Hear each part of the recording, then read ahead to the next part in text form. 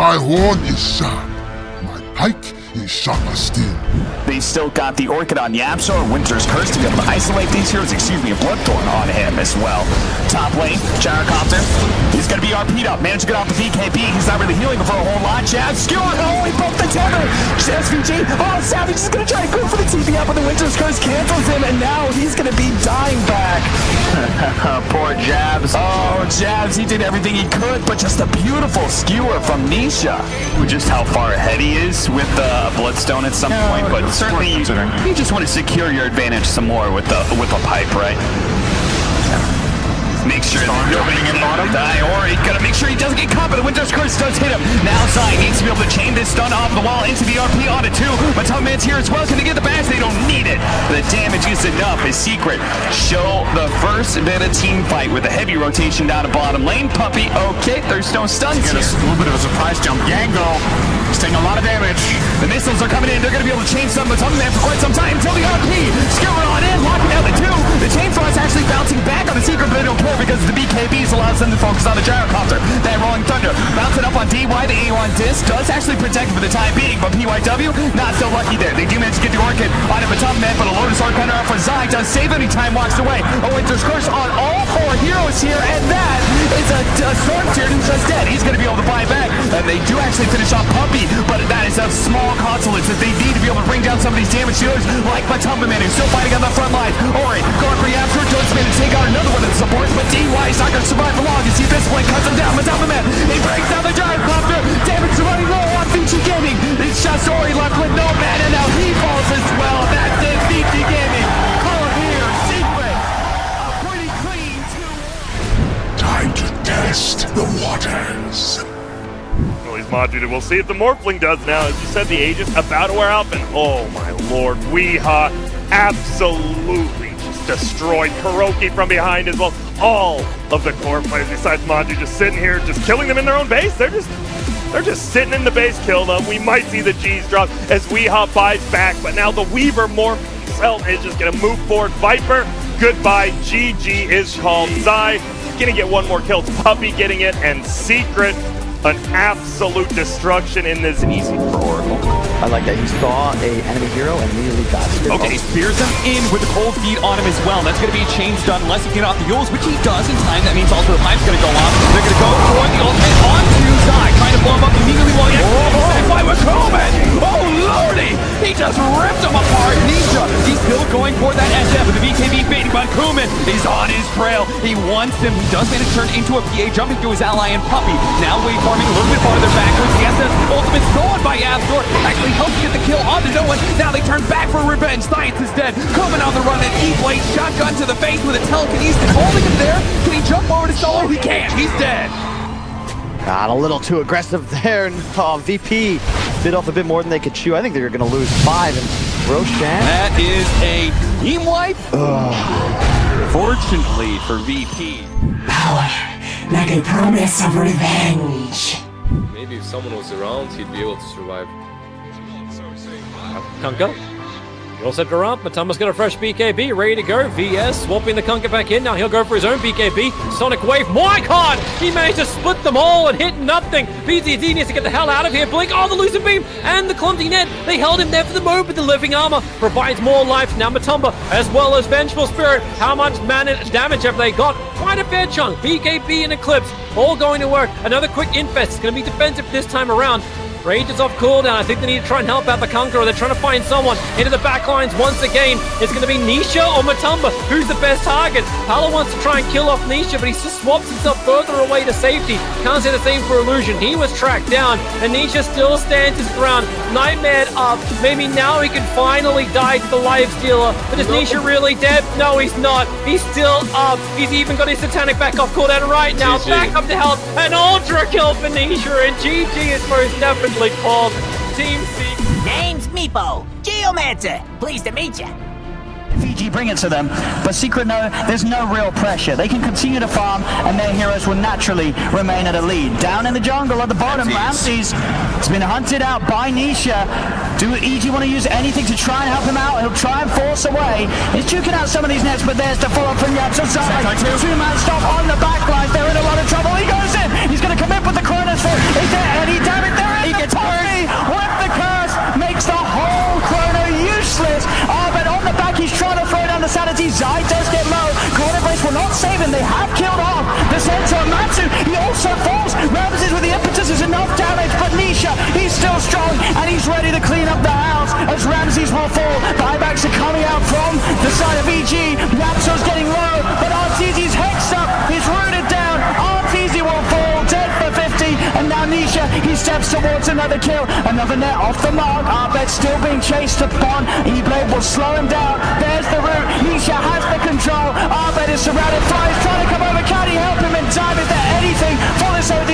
There isn't. It's a triple kill for Nisha, and the fight's not over yet. Yapso setting up for Nisha to step across. Hold down another. Crit will fall. Ultra kill for Nisha. And look at the monster. He's got me pushed deep as well. Another roof. And then all down. Fly will purge it up. But Nisha, he's diving on.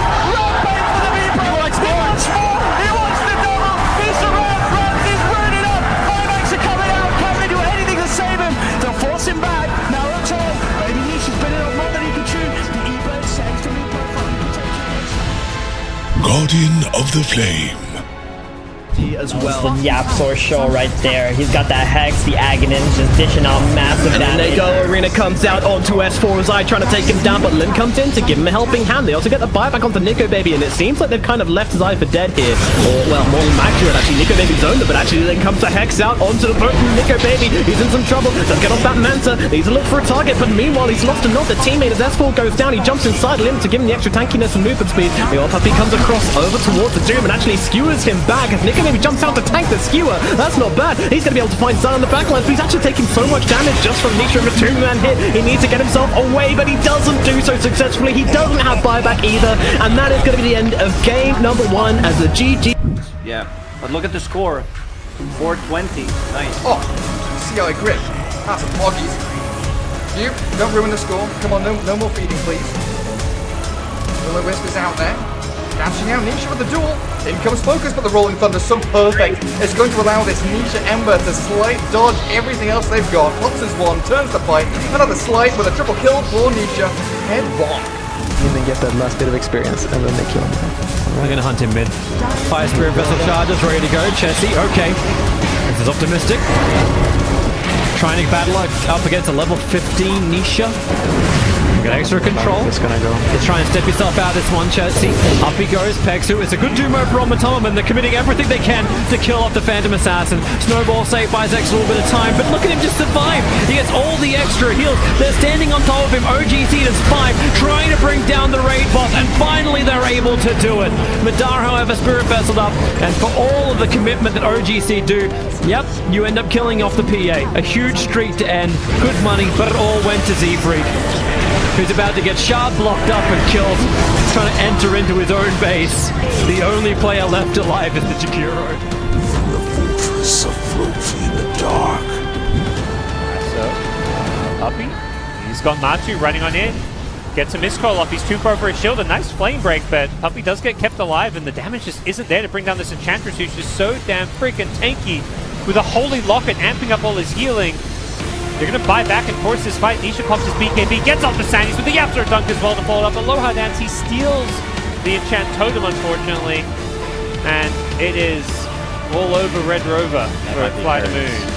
You have 20 seconds to at least move across the map, maybe catch Nisha. Yeah, with the Stampede, Nisha is giving them the old runaway, getting swapped back in it though, and everybody is here from Secret, apart from that Chen, but it might not be needed for the Chen to be there with Nisha and the Hammer. That is already 2 cores dropping on the side of B8, and a Vengeful Spirit to boot.